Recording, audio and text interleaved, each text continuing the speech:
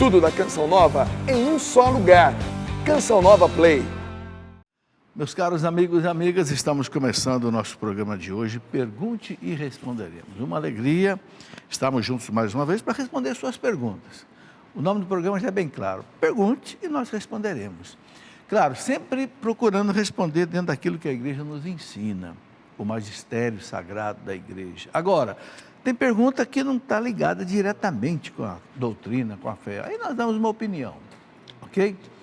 Muito bem, vamos rezar uma Ave Maria pedindo à Virgem Maria para nos acompanhar com a sua intercessão nesta hora. Em nome do Pai, do Filho e do Espírito Santo. Amém.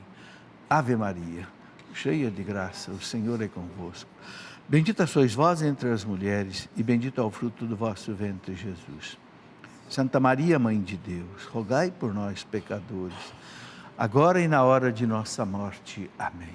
Glória ao Pai, ao Filho e ao Espírito Santo, como era no princípio, agora e sempre. Amém. São José, rogai por nós. Em nome do Pai, do Filho e do Espírito Santo. Amém. Muito bem, vocês estão vendo aqui o livro já, que está aqui de pé na minha mesa, né? Libertos das Forças Ocultas, do Padre Wagner Bahia, aqui da Canção Nova. O Padre Wagner, ele tem um ministério de cura, libertação, né? Então escreveu esse livro, né? Aqui atrás está escrito, né, que a falta de informação tem levado cada dia mais um grande número de pessoas a buscar alternativas espirituais, muitas vezes sem conhecer a verdade das forças ocultas existentes em muitos lugares. Tá aí, então o padre, né, Wagner Bahia, está aqui a foto dele, ele deixa aqui orientações de alguém que trabalha com esse ministério, né? Muito bom.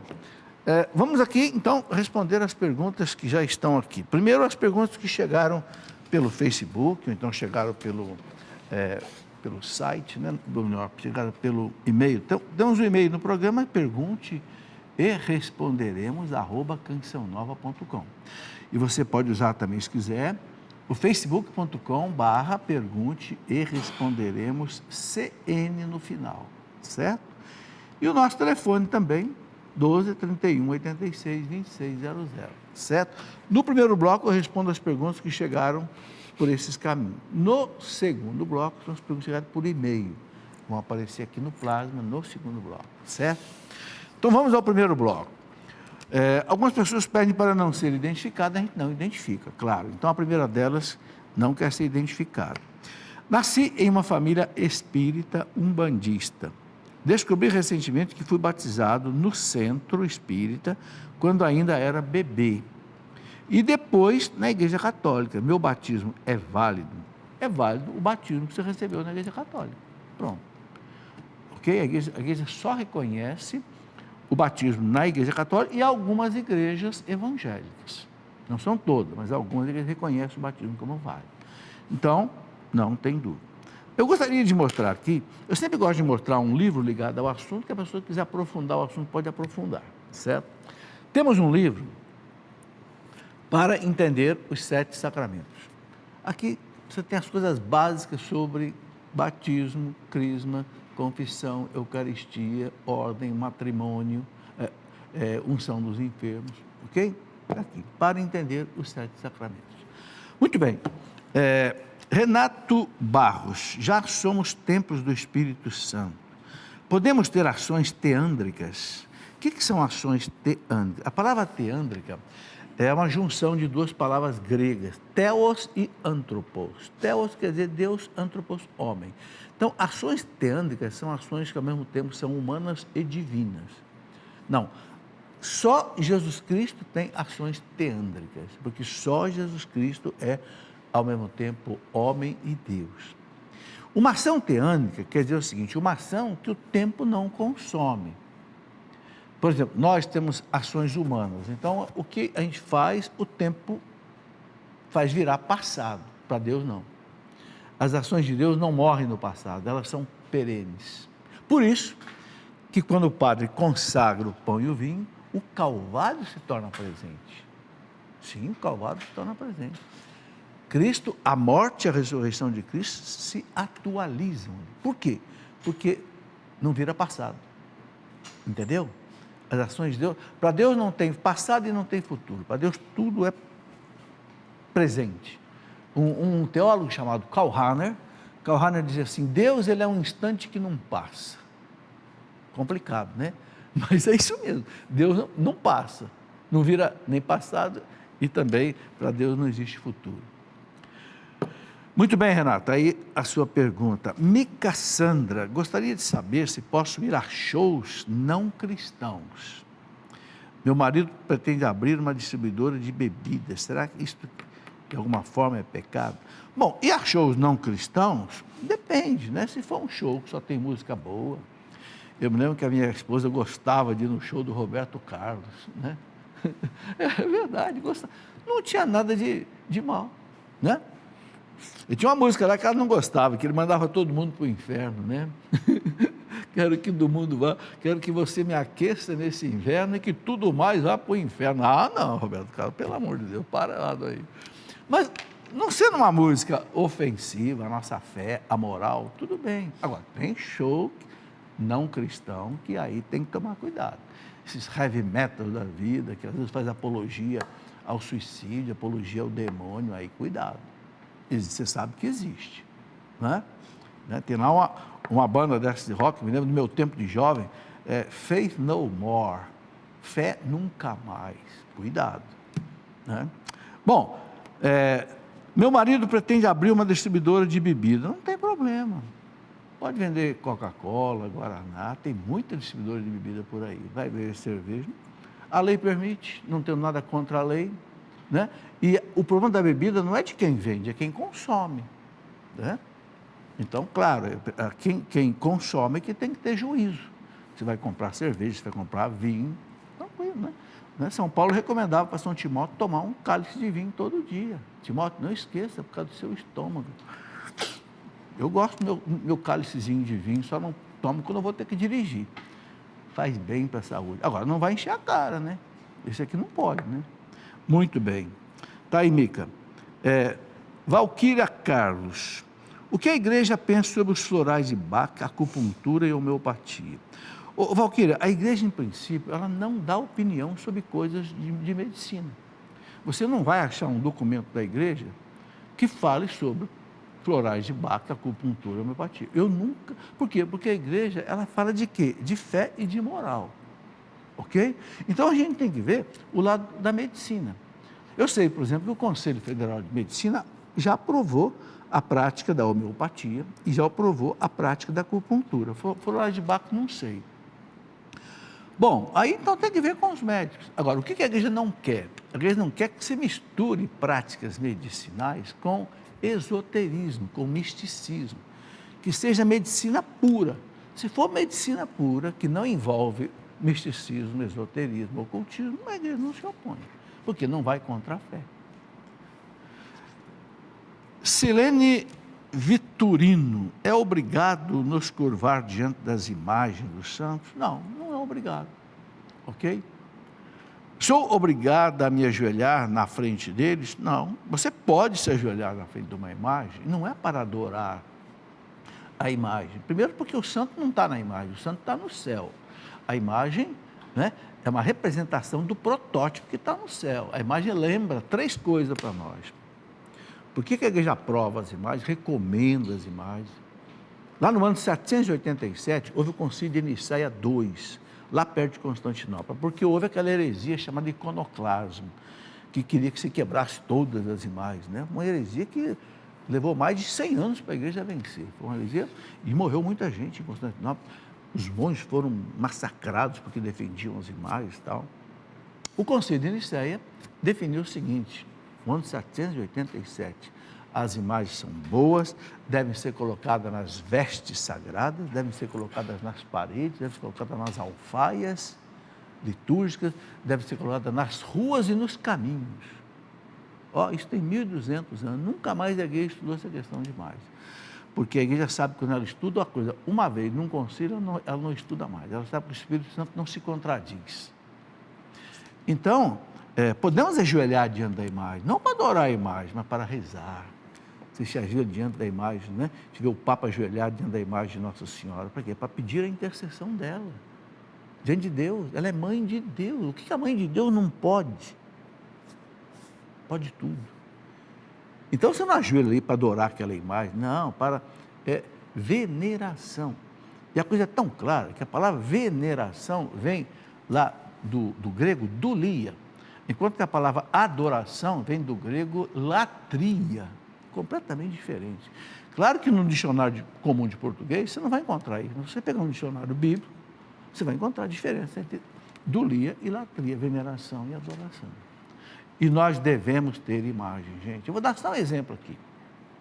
São Bernardo, doutor da igreja, toda vez que ele passava por uma imagem de Nossa Senhora, ele dizia, salve Maria. Um dia ele escutou Nossa Senhora dizer para ele, salve Bernardo. É mole? Salve Bernardo. Aí, ó. Não é que a imagem tenha falado, Nossa Senhora falou, talvez no coração dele, mas ele escreveu isso numa obra dele. Ele ouviu Nossa Senhora dizer, salve Bernardo. Sabe, quando você passar por uma imagem de Nossa Senhora, diga, salve Maria. E fica prestando atenção. Romário. Será que é o Romário que jogava futebol? Está aqui, ó. Porque o padre pode deixar de ser padre e casar, e quem é casado não pode abandonar o matrimônio para contrair outro. Nossa, Léo, você vai ter que me ajudar.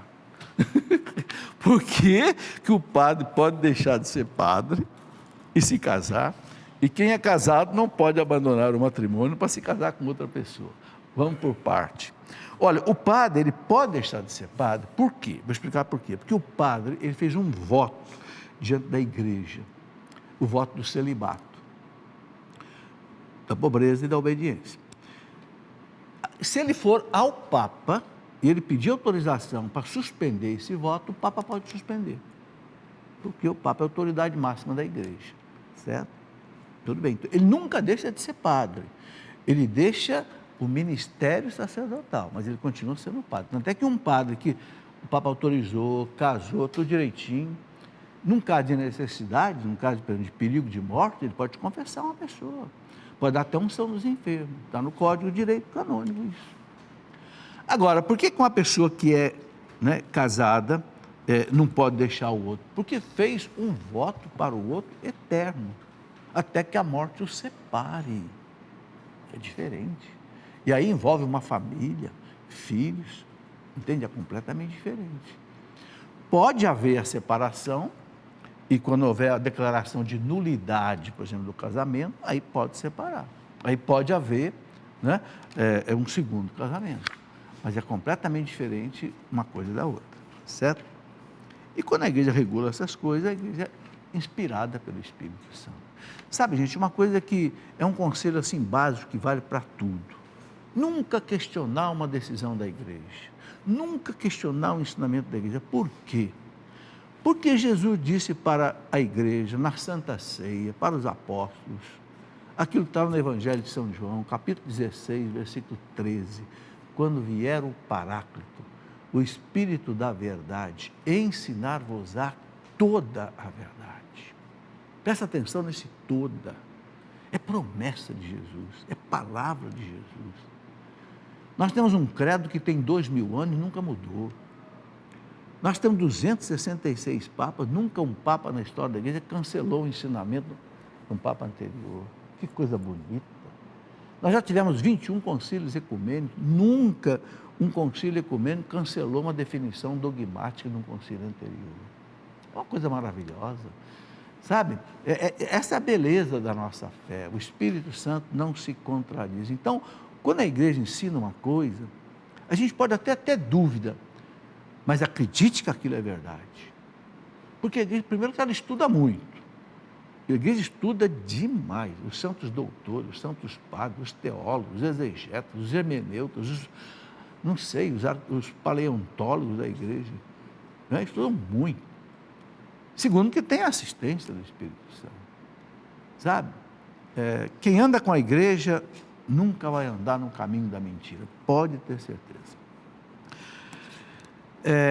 Fábio Cassiano, professor, qual é a diferença entre as orações do credo ordinário e do credo niceno-constantinopolitano? Por que essa diferenciação? Ô Fábio, não é credo ordinário, é o credo símbolo dos apóstolos, esse é o nome correto. Eu sei o que você quis dizer, É o credo que a gente reza todo dia aqui na missa. Mas engraçado, na Europa se reza o credo niceno-constantinopolitano em todas as missas. Aquele credo mais longo. Por que essa diferença? Porque havia o credo que veio dos apóstolos, símbolo dos apóstolos. É o que aqui no Brasil se reza normalmente na missa. Mas no ano 325 houve uma heresia, o chamado arianismo. Ário, que era presbítero em Alexandria, no norte do Egito, começou a negar a divindade de Jesus, dizer que Jesus não era Deus. Era a criatura mais bela de Deus, mas não era Deus. Opa! Então teve o concílio de Nicéia, e o concílio de Nicéia, uma cidadezinha perto de Constantinopla, o concílio de Nicéia deixou claro, Jesus é Deus, Deus de Deus, luz da luz, Deus verdadeiro de Deus verdadeiro, gerado, não criado, consubstancial ao Pai. Então isso entrou no credo. Para quê? Para explicar um pouco melhor o credo. Então não é que o credo niceno-constantinopolitano seja outro, é o mesmo credo, mais explicado, entendeu? Aí depois, no ano 381, tivemos uma outra heresia, do patriarca de Constantinopla, que se chamava Macedônio, começou a negar a divindade do Espírito Santo. Aí a igreja teve que fazer o primeiro concílio de Constantinopla e disse que o Espírito Santo é Deus, terceira pessoa da Santíssima Trindade. Foi ele quem falou pelos profetas, ok? Com o Pai e o Filho ele é igualmente adorado. Se adorado é Deus, porque só se adora a Deus. Então isso entrou também no credo. Então acabou criando um credo mais longo, chamado credo niceno-constantinopolitano, do concílio de Nicéia e de Constantinopla, ok? Eu gostaria de mostrar um livrinho aqui, muito interessante, que é esse, Credo do Povo de Deus. O que é isso, Credo do Povo de Deus? Isso aqui foi escrito pelo Papa Paulo VI, São Paulo VI.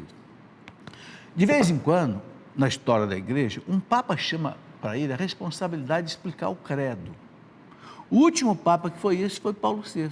E aqui está a explicação do credo, o credo do povo de Deus. Ele chamou de a sua profissão de fé.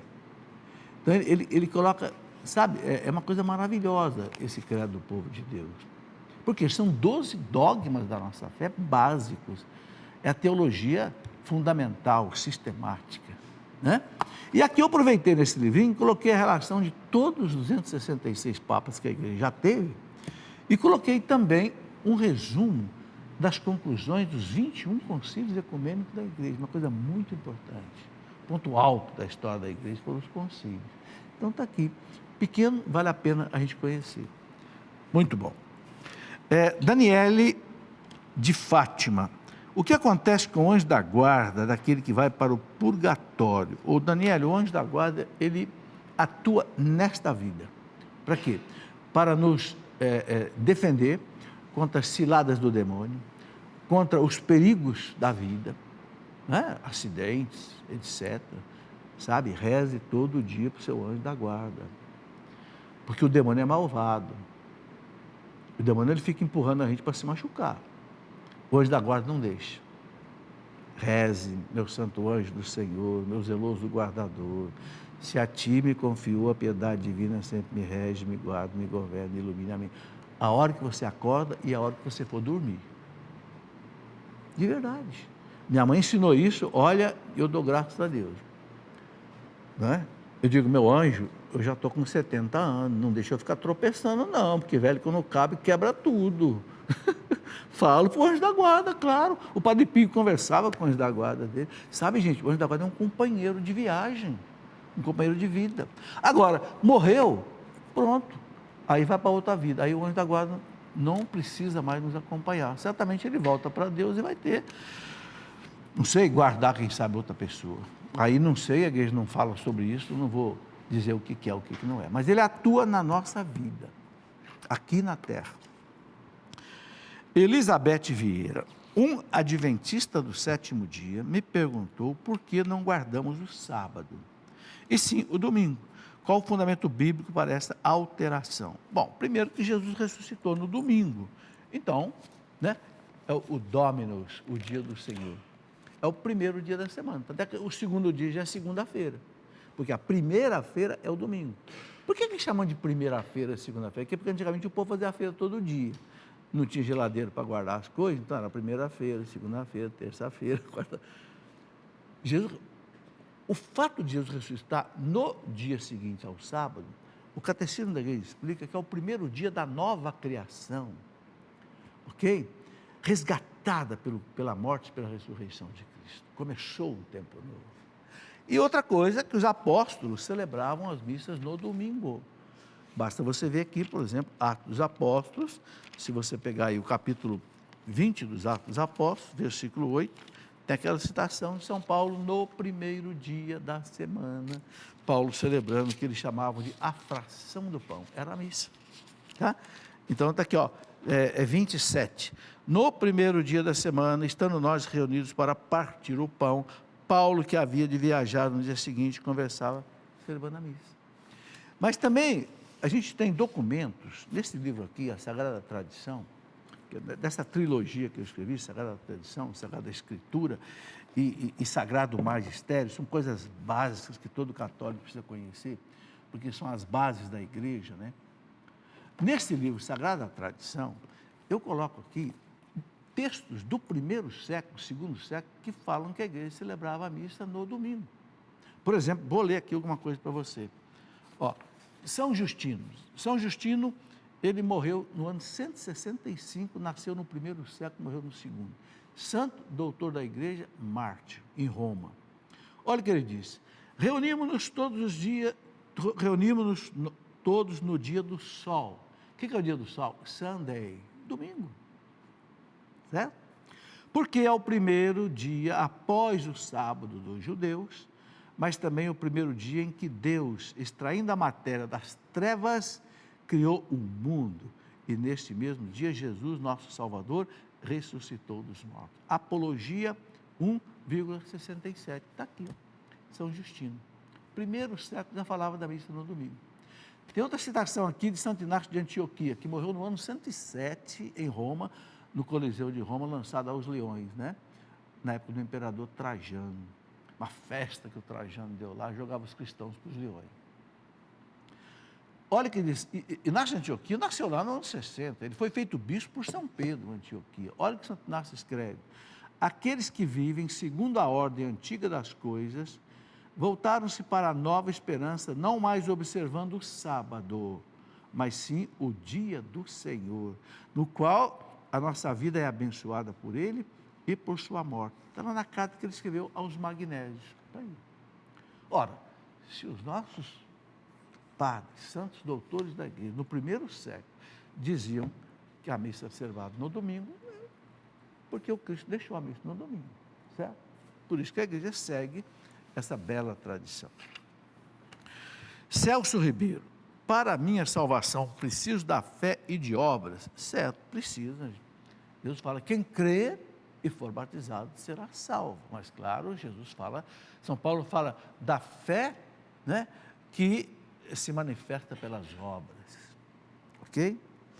Quais obras são essas? Bom, a igreja fala que tem obras de misericórdia espiritual e obras de misericórdia material. Obras de misericórdia espiritual: você consolar uma pessoa que está aflita, você pregar o evangelho, você ajudar na sua igreja, na pastoral, você viver, né? Enfim, tudo que é algo espiritual, todo o bem que você faz espiritualmente, rezar pelos outros. E obras de misericórdia materiais, a caridade com o pobre, né? A educação de uma criança pobre, enfim, tudo aquilo que é caridade. São essas as obras espirituais e materiais, certo? A igreja explica bem claro isso. Muito bem. Carlos José: as bênçãos transmitidas pela TV têm validade? Tem, porque bênção é sacramental, não é sacramento. Nesse livro que eu mostrei sobre os sacramentos, onde é que eu deixei? Aqui. Tem um capítulo aqui sobre os sacramentais. Qual é a diferença do sacramental para o sacramento? Os sacramentos são só 7, bem definidos. O sacramental, não, eles são muitos. Todo tipo de bênçãos, não sei, medalhinhas que você usa, quadros em paredes, são sacramentais. Ok? Qual é a diferença do sacramento para o sacramental? O sacramento, quando ele é ministrado, é o Cristo que age diretamente. Então, a eficácia do sacramento independe da santidade do ministro e da santidade do fiel, porque é o Cristo que age. Ou seja, quando um padre consagra a Eucaristia, está consagrado. Pode ser o padre mais santo da igreja e o padre menos santo da igreja, porque é o Cristo que opera. Quando o ministro batiza, quando o ministro crisma, quando o ministro perdoa os pecados, é o Cristo que age. O padre pode estar até em pecado mortal, ele. Mas se ele fizer, vale. Uma torneira suja pode trazer água? Pode. A água não é da torneira, a água é da caixa d'água. Entendeu? Agora, o sacramental não. O sacramental depende da santidade do ministro e do fiel. Você vai usar uma medalha, por exemplo. Depende da devoção que você tem a essa medalha para ela ter eficácia. Se você coloca aqui sempre como um amuleto, um enfeite, como alguns artistas fazem, né? Põe um crucifixo comigo. Não tem valor nenhum.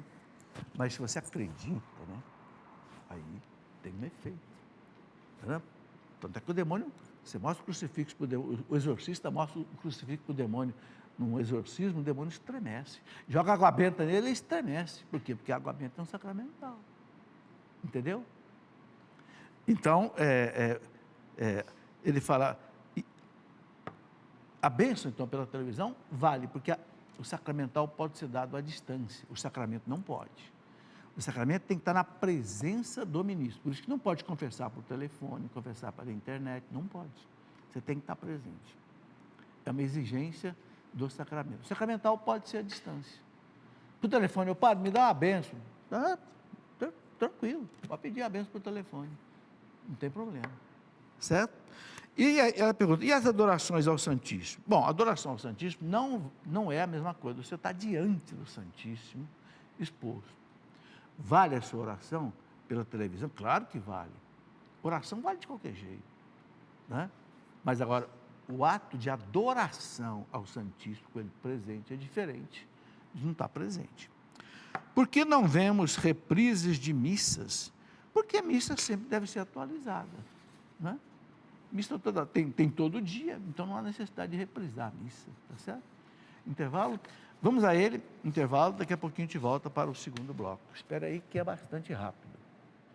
Muito bem, já de volta com o nosso programa, viu aí como é rápido o intervalo, né? Porque essa televisão não tem propaganda, essa televisão não tem comercial. Você nunca viu isso, né?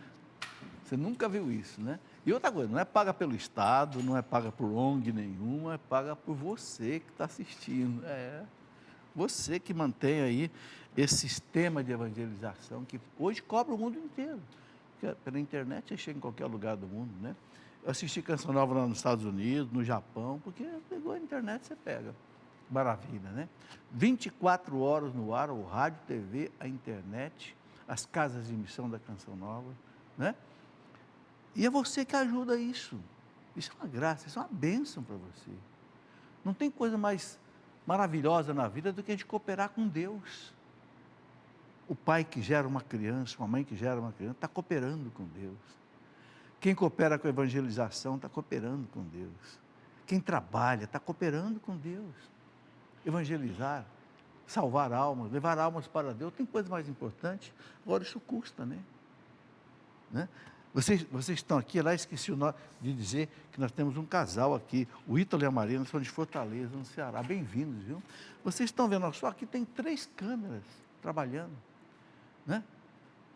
Ainda está ali a diretora do programa, a produtora, o diretor está lá na ilha de que manda as imagens para o satélite, tem gente, sabe, é um mundo de gente trabalhando, isso custa, né?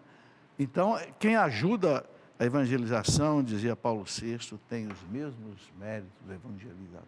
Que beleza, né? Está aí. Vocês estão vendo aqui essa miniaturazinha em papel, em papelão, né? Do Santuário do Pai das Misericórdias. Você vê que atrás tem uma oração, a oração ao Pai das Misericórdias, a oração à Nossa Senhora da Piedade, a Pietá. É uma lembrancinha bem simples, como tudo na Canção Nova, uma lembrança bem simples para a pessoa, né, aqui está o recado, que se torna sócio evangelizador pelo cartão de crédito ou pelo débito automático. Recebe essa lembrancinha da Canção Nova. É um muito obrigado que a Canção Nova quer dizer a você. Entende? E tem também para a pessoa que é sócio do boleto bancário e passa para o débito automático, que fica mais fácil para a Canção Nova. Por quê? Porque custa menos para a Canção Nova. Não tem que imprimir boleto, mandar o boleto para sua casa, você ir lá pagar. Entende? Hoje, o jeito mais fácil de pagar as coisas é pela internet. Eu pago tudo pelo celular. Pego o celular, pago tudo pelo celular. É VaptVupt. Entendeu? Não tem taxa, não tem nada. E para a Canção Nova, então, a Canção Nova quer dizer para você, muito obrigado, né? Com essa pequena lembrancinha aqui, que é o Santuário do Pai das Misericórdias. Muito bem, vamos às perguntas que já chegaram agora, então, aqui, e que são as perguntas que chegaram por e-mail. Larissa Miranda, uma pessoa que tem síndrome de Down, né? Tem o conhecimento do que é pecado? Tem. Pode não ter 100%, mas tem. Eu sei que eu tenho uma sobrinha, que é Downzinha, ela tem 26 anos, ela assiste meus programas. Tio Felipe, me acompanha, é Down, né? Ela tem consciência da fé, né? Agora, pode ser que ela não tenha uma consciência plena do pecado, como uma pessoa que não tem problema da síndrome possa ter, né? Possa não ter, mas tem uma certa consciência assim. Inclusive ela estudou, ela fez até o colegial. Ora, se ela chegou até o colegial, claro que de uma maneira mitigada, mas ela tem consciência, né? Pode te confessar, claro que o padre vai entender, né? Os sacramentos delas também são válidos? Claro, perfeitamente válidos. Se ela recebeu o batismo, o crisma, a confissão, tudo é válido. Não tem problema. Entendeu? Só se for um down, assim, quem sabe, não sei, não sou médico, mas de uma intensidade muito profunda, que ela não tenha noção do que seja Eucaristia. Para receber a Eucaristia, o que é preciso? Fala a igreja, que a pessoa tenha a distinção do que é um pão comum e um pão eucarístico, o corpo de Cristo. Se a pessoa tem essa distinção, ela pode comungar. Ok. Fabiana, de Tapetininga, São Paulo. Estou grávida de 9 semanas. Está na hora de nascer. 9 semanas, não é 9 meses. E desde que descobri a gravidez, não consigo me alegrar e me ver como mãe. Me sinto culpada por esses sentimentos. Como posso me orientar para que meu bebê não sofra com traumas por meus sentimentos? Fabiana, coloque na sua cabeça, ser mãe é uma graça, é uma glória. São Paulo fala na carta a Timóteo, a mulher se salva pela maternidade. O que quer dizer isso? Não quer dizer que a mulher que não é mãe não se salva, não. Mas São Paulo fala, é tão bonito e tão importante ser mãe, que a mulher se salva pela maternidade. E se salva por quê? Porque mãe sofre. Mãe sofre. Dizem que ser mãe é sofrer no paraíso. Os velhos diziam isso. Ser mãe é sofrer no paraíso. A maternidade santifica. Segundo, você está dando um filho a Deus. O filho não é nosso. Nenhum de nós é capaz de gerar um filho. Não, é Deus que pega lá o sêmen do pai, o ovo da mãe e faz nascer uma criança. É obra de Deus. O Salmo 138 fala, tu me tecestes no seio materno. Que coisa maravilhosa tu me fizeste. Eu vou sugerir a você, pega aí o Salmo 138 e reze esse salmo, agradecendo a Deus por esta vida que vai nascer de você. Para você começar a se alegrar com isso. Certo? Não sei, pode ser que tenha havido algum problema psicológico na sua vida que tenha causado esses sentimentos, né?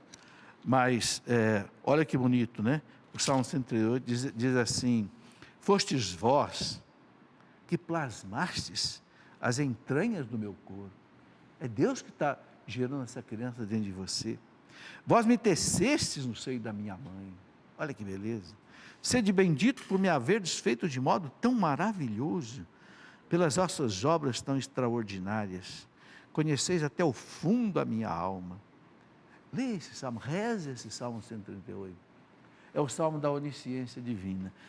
E começa a rezar assim, agradecendo a Deus. Senhor, obrigado por essa criança, esse filho que o Senhor está gerando, que é teu. Você sabe que no céu não nasce gente, né? No céu não nasce criança. Jesus diz que no céu não tem casamento. Quando aqueles fariseus, aqueles saduceus perguntaram para Jesus: Senhor, uma mulher casou com 7 irmãos, foi morrendo um de cada vez, no céu, ela vai ver casada com qual deles? Para pegar Jesus no pulo, né? Não, no céu não tem casamento mais. Casamento é só para a terra, o sacramento é só para a terra. Nós vamos nos encontrar lá, vamos ser felizes, vamos ter comunhão, mas lá nossa alma vai estar unida com Deus. E aí vai ser uma união assim, tão extasiante, que supera casamento, supera qualquer coisa. Porque o céu é Deus, entende?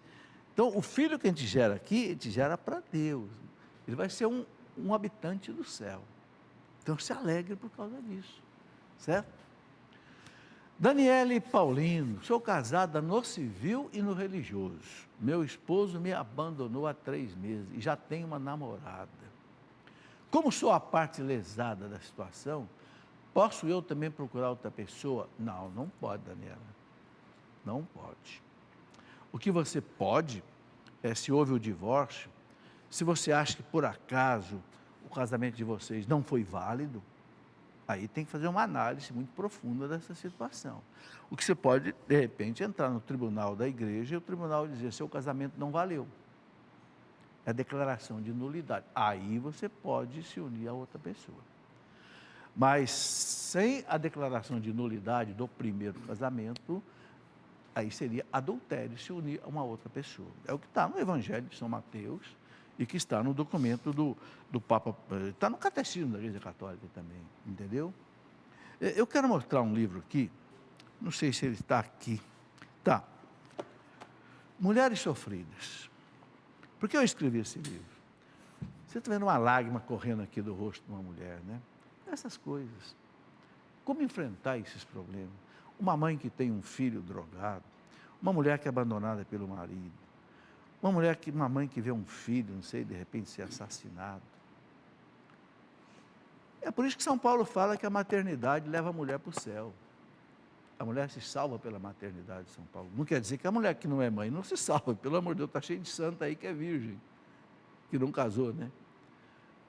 Esse livro é uma reflexão profunda para todas as dores. Sabe, porque eu vou à missa de manhã, 6h30, mas chego um pouco mais cedo, lá na capela do Santíssimo, da Catedral do Lorena, fico rezando ali um pouco, adorando o Santíssimo um pouco. De repente chega uma mulher chorando ali. Aí outro dia chega outra chorando ali. Aí teve uma que de vez em quando chega: professor, reza para mim, porque meu filho está preso. Outra chega: professor, reza para mim, meu marido me abandonou. Falei: tem que escrever um livro sobre isso, relatar essas dores. E qual é o remédio que Deus tem para isso? Isso que é importante, né?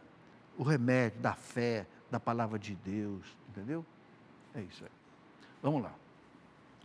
Mateus Valente: pensamentos intrusivos, indesejáveis e involuntários são pecado?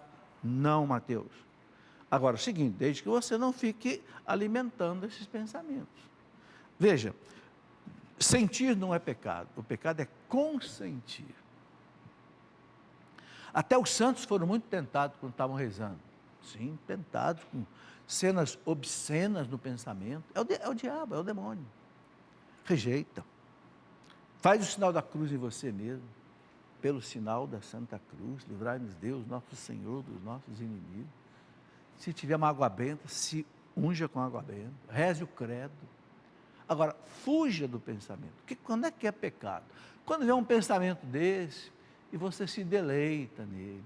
Aí você sai para o campo da imoralidade. Enquanto for um sentimento que você não quer, você rejeita, mesmo que ele persista, você não peca.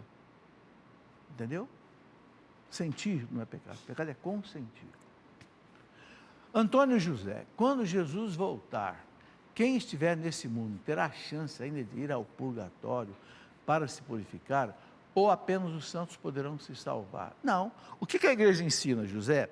Quando Cristo voltar, vai haver o juízo final e vai acabar o purgatório. Então o purgatório vai acontecer na hora. Por quê? Aquilo que eu falei há pouco aqui, para Deus não existe o tempo. Por que que antigamente, me lembro quando eu era menino, as indulgências eram assim quantificadas.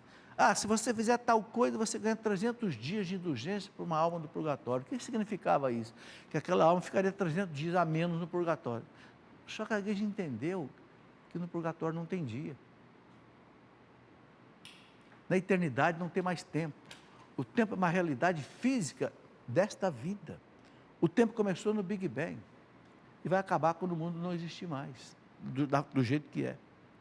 Então a igreja acabou com a quantificação de indulgência. Depois do Concílio Vaticano II, o Papa Paulo VI, no documento Constituição Apostólica sobre as indulgências, Paulo VI colocou, só tem agora indulgência parcial ou plenária, não é mais quantificada. Se você conseguir uma indulgência plenária para uma alma, deixa o purgatório e vai para o céu. Se você conseguir uma indulgência parcial, parte das penas temporais delas são vencidas, entendeu? Então é isso que a igreja coloca para nós. Agora, na volta do Cristo, a igreja ensina que vai acabar o purgatório, só vai haver o céu e o inferno. É o juízo final que vai separar as coisas. Quem morreu na amizade de Deus, mas precisa se purificar, vai se purificar de maneira que Deus sabe que nós não entendemos como é que é. Eu escrevi um livro, vou mostrar aqui, não é esse aqui, explicando essas coisas. O cristão diante da morte, não sei se eu peguei, eu acho que não. O cristão diante da morte. Eu explico o que é a morte, eu acho que está aqui. Eu explico nesse livro o que é a morte, juízo particular, juízo final, céu, inferno, purgatório e a volta de Cristo. O que a igreja nos ensina? Eu coloquei nesse livro aqui, certo? Muito bem. Karen Siqueira, é permitido ao ministro extraordinário da comunhão abrir o sacrário sem sua veste ou fora do rito eucarístico? Ô Karen, depende do pároco. Se o pároco autoriza, tudo bem. Não é necessário ele estar com aquele jaleco de ministro, né? Porque aquilo ali não é prescrito pela igreja de modo oficial, não está no Código de Direito Canônico. Aquilo cada paróquia faz de um jeito. Entende? Então, é desejável que o ministro use uma veste que simboliza, né, que ele é ministro. Mas a autorização, aí quem deve dar é o pároco, para quem pode e quem não pode abrir o sacrário. José Eduardo, o que acontece quando eu direciono uma indulgência parcial ou plenária para uma alma e ela não está no purgatório? Os méritos vão para onde? Já existem almas no inferno?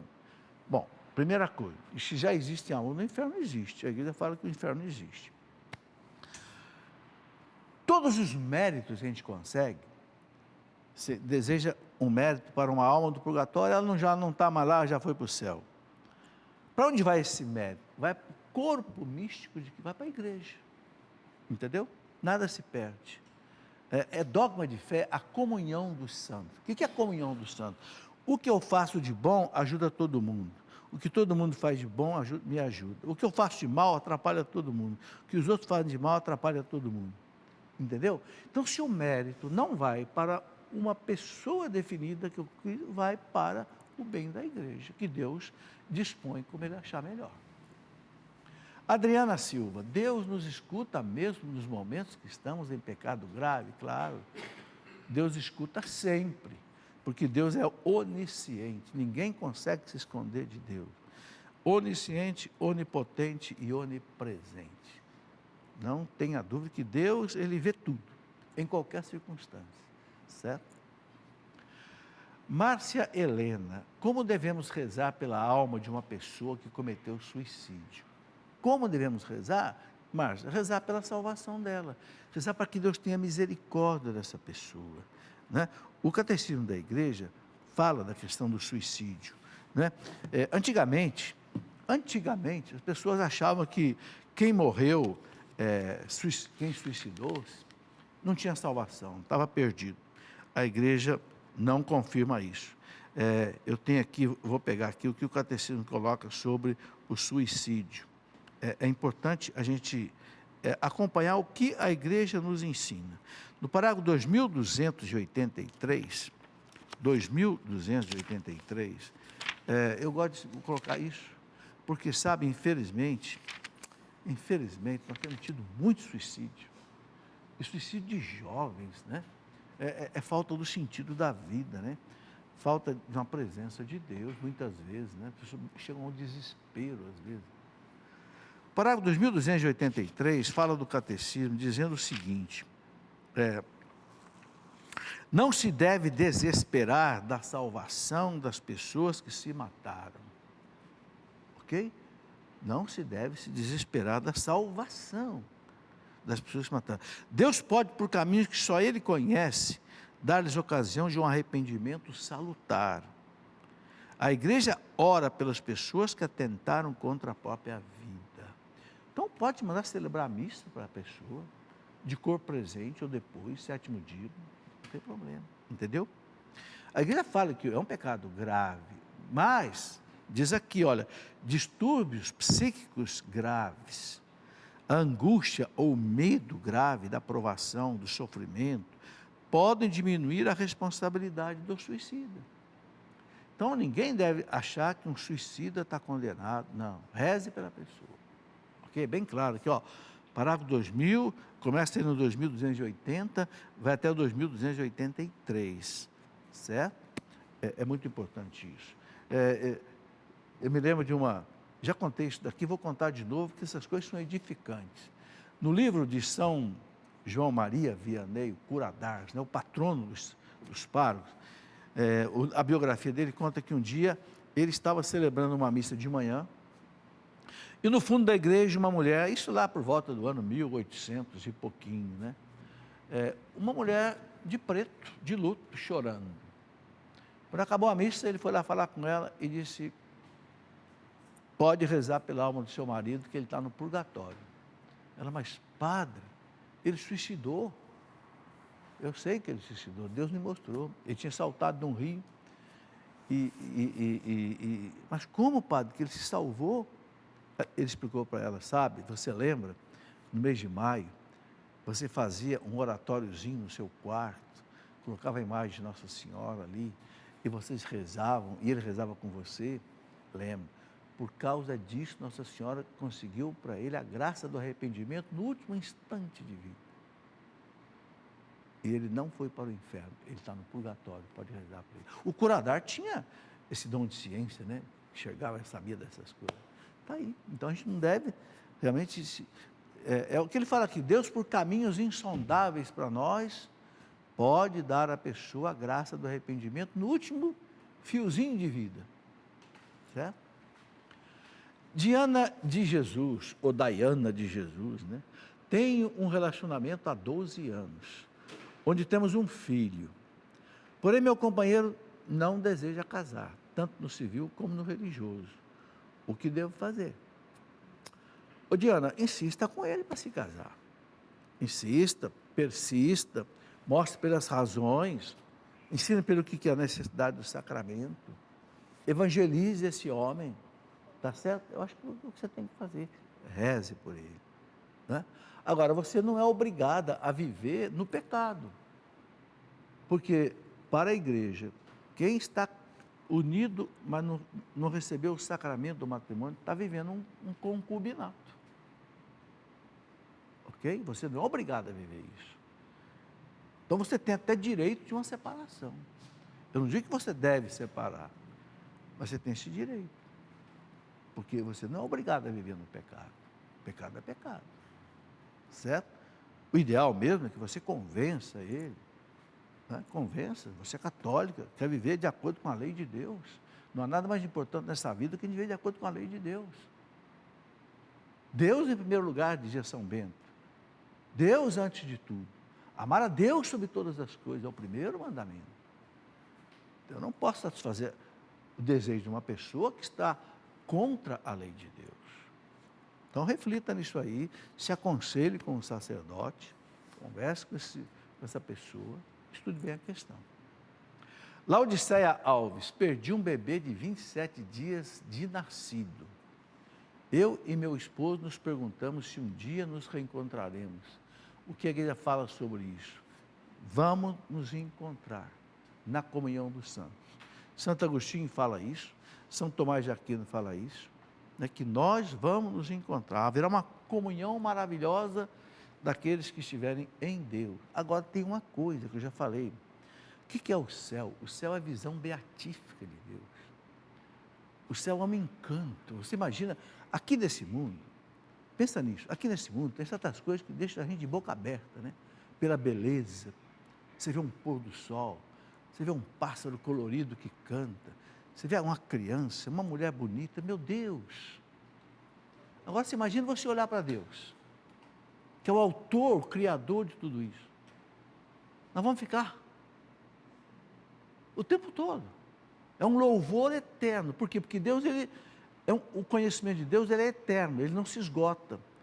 Ele não cansa, não enjoa, não vai ter fastio. Né? Como é que Jesus definiu o céu?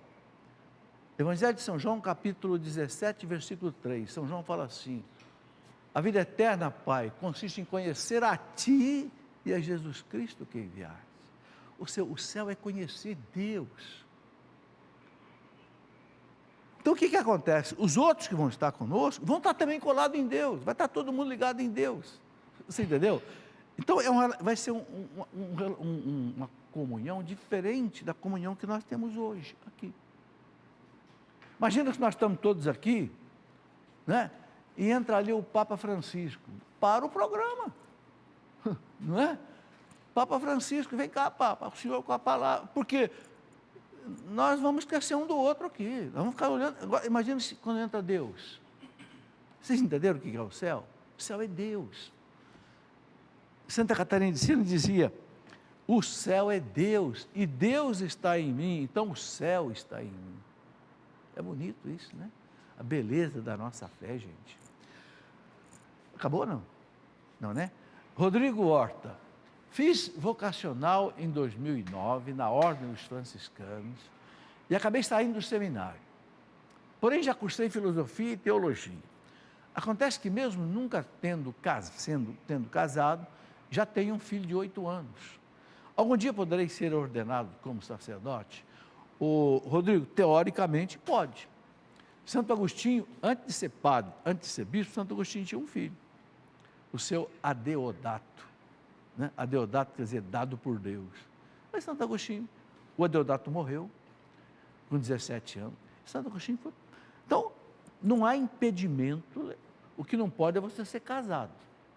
Agora, vai depender do bispo aceitar que você seja ordenado tendo um filho. Não. Aí depende a medida pastoral do bispo. Muito bem, chegamos ao final do programa hoje. Agradeço a vocês que vieram participar aqui, vocês de casa que acompanharam. Né? Amanhã, se Deus quiser, às 21 horas, estaremos aqui na nossa Escola da Fé, conversando sobre Eucaristia, certo? Muito bem. E eu também quero lembrar que todo dia, às 7h30 da manhã, eu faço uma reflexão sobre o Evangelho do Dia pelo meu Facebook, Professor Felipe Aquino. De repente, se você quiser assistir aí, é uma alegria também para nós. Fique com Deus, voltaremos no próximo programa, se Deus quiser. Tudo da Canção Nova em um só lugar. Canção Nova Play.